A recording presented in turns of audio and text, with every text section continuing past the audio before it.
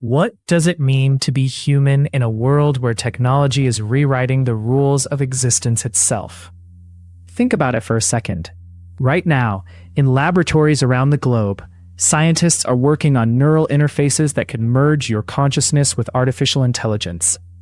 Genetic engineers are mapping the code of life itself, preparing to edit not just diseases, but the very traits that define who you are.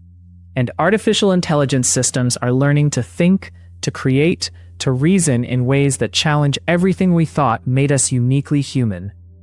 We're standing at a threshold unlike any humanity has faced before. And the question isn't whether technology will change us, it's how deeply, how fast, and whether we're ready for what comes next. In this video, we're going to explore the future of human identity. We're going to ask the hard questions about what happens when the boundaries between human and machine start to blur. We're going to imagine a world where your memories could be backed up, where your consciousness could be copied, where the very essence of what makes you you becomes something we can engineer, upgrade, and fundamentally transform. Because here's the truth. The future of identity isn't something that's going to happen to us.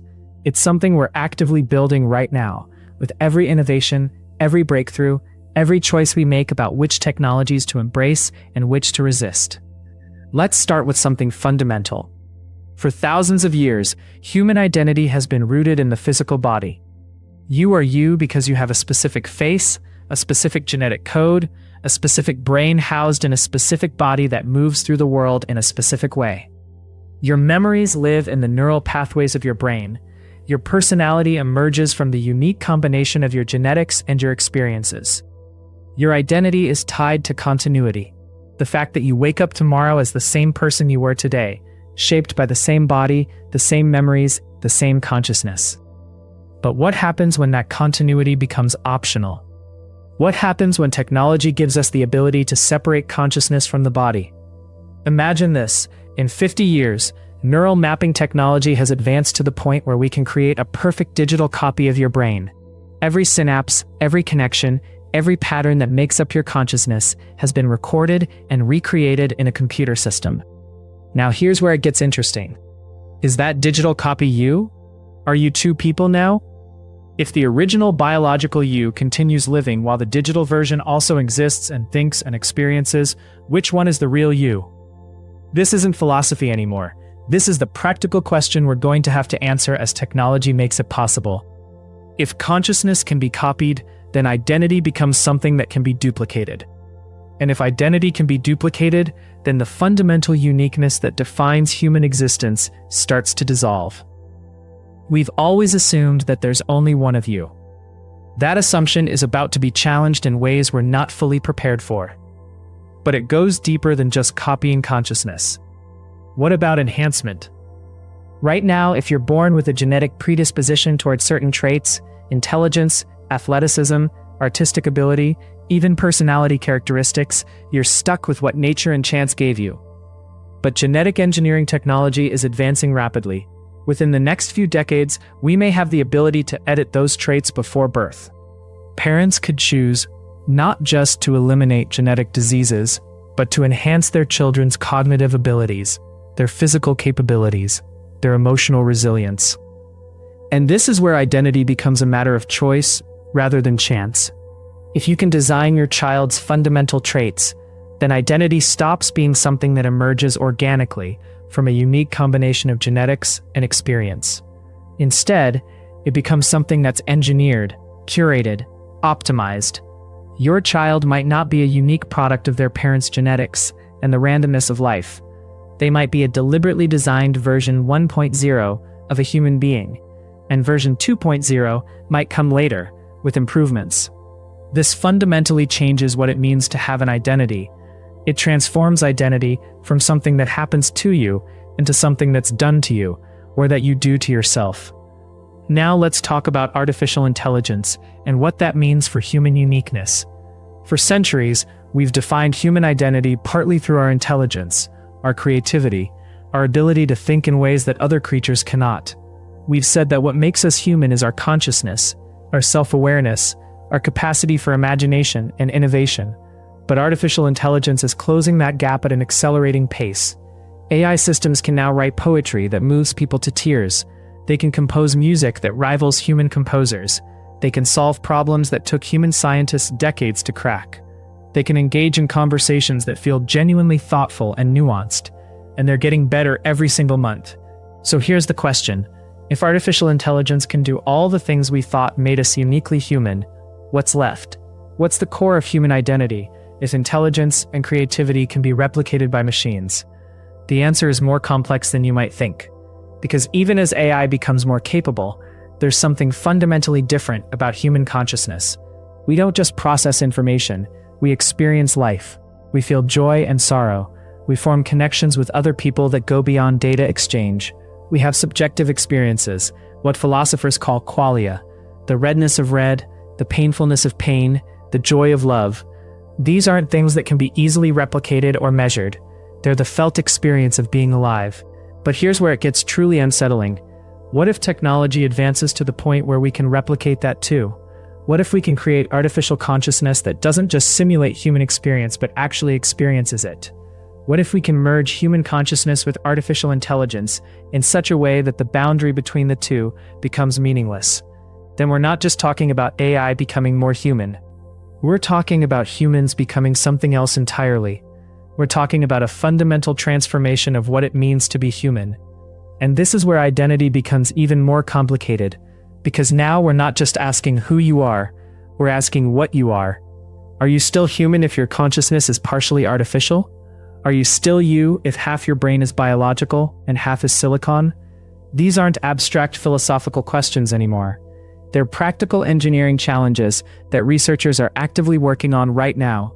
Here's what I want you to understand. The future of human identity isn't predetermined. It's not something that's going to happen to us passively. It's something we're actively creating through the choices we make about which technologies to develop, which to regulate, and which to embrace. And that's actually empowering, because it means we have agency in this process. We can shape the future of human identity if we're intentional about it. But that requires us to think deeply about what we value, what we want to preserve, and what we're willing to change. So before we go deeper into the implications, I want to ask you something. As you think about the future of human identity, what feels most important to you? Is it preserving biological humanity as it exists now? Is it embracing enhancement and becoming something better? Is it maintaining individual uniqueness or exploring the possibilities of merged consciousness? There's no right answer here, but the answer you give shapes how you think about the technology we're about to discuss. And it matters. It matters because identity is fundamental to human dignity and autonomy. It matters because the way we understand ourselves shapes the way we treat ourselves and each other. It matters because the future we create today is going to ripple through generations of human existence. Let's zoom out across the landscape of emerging technologies and see how they're all converging to reshape human identity. We've got neural interfaces like Neuralink that are creating direct connections between human brains and computers. We've got genetic engineering tools like CRISPR that are making it possible to edit the human genome with unprecedented precision. We've got artificial intelligence that's becoming more sophisticated and capable every single day. We've got virtual reality systems that are creating immersive digital worlds where people can live entire lives. And we've got biotechnology that's extending human lifespan and capability in ways that were science fiction just a decade ago. These technologies aren't developing in isolation. They're converging. They're combining. They're creating a synergistic effect where the whole becomes greater than the sum of its parts. Imagine a future where these technologies merge. You could have a human being who is partly biological, partly artificial, living partly in the physical world and partly in a digital realm. Their consciousness could be distributed across multiple substrates. Their identity could be fluid, changeable, upgradable. This isn't far-fetched. This is the logical endpoint of the technological trajectory we're already on. And it raises profound questions about what identity means in such a world. If your consciousness is distributed across biological and artificial systems, which one is the real you? If you can upgrade your cognitive abilities, your emotional capacity, your sensory perception through technology, are you still the same person? If you can back up your consciousness and restore it after death, does that mean you're immortal? These aren't just thought experiments.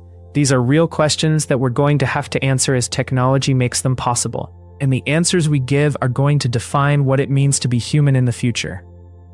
Now, here's something that might surprise you. The transformation of human identity through technology isn't necessarily something to fear. Yes, there are risks. Yes, there are ethical challenges. Yes, there are ways this could go wrong. But there's also tremendous possibility here. Think about it this way.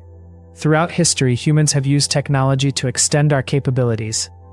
We invented tools to extend our physical strength. We invented writing to extend our memory. We invented computers to extend our cognitive abilities. Each of these technologies transformed what it meant to be human. But they didn't destroy humanity. They expanded it. They gave us new possibilities. They allowed us to do things we couldn't do before. And in the process, they changed who we were as a species. The technologies we're talking about now are just the next step in that process. Neural interfaces could give people the ability to communicate directly with each other's minds.